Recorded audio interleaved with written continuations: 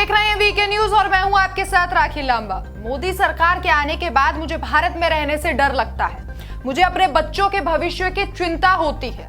ये शब्द हैं एक्टर नसीरुद्दीन शाह के।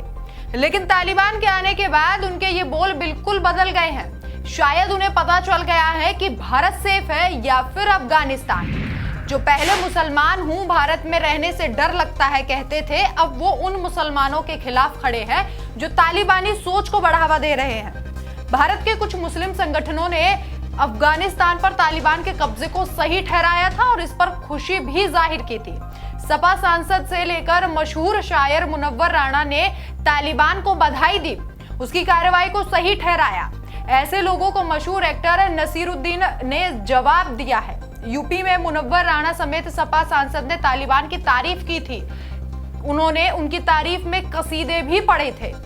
नसीरुद्दीन शाह ने कहा कि हालांकि अफगानिस्तान में तालिबान का दोबारा हुकूमत पा लेना दुनिया भर के लिए फिक्र की बात है।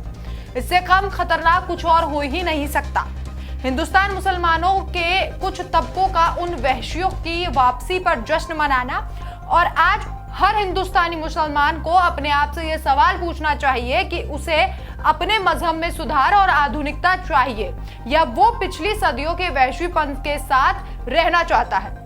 नसीरुद्दीन शाह ने आगे कहा कि मैं हिंदुस्तानी मुसलमान हूं और जैसा कि मिर्जा गालिब कह गए हैं, मेरा रिश्ता अल्लाह मियां से बेहद बेतकल्लुफ है।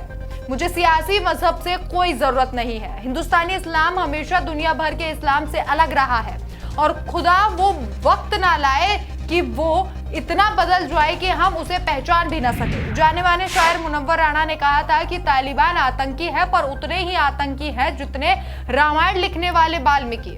उनसे पूछा गया था कि तालिबानी आतंकी है या नहीं। उन्होंने कहा कि अगर वाल्मीकि रामायण लिख देता है तो वो देवता हो जाता है, और अगर पहले वो डाकू होता है, इसको क्या कीजिएगा।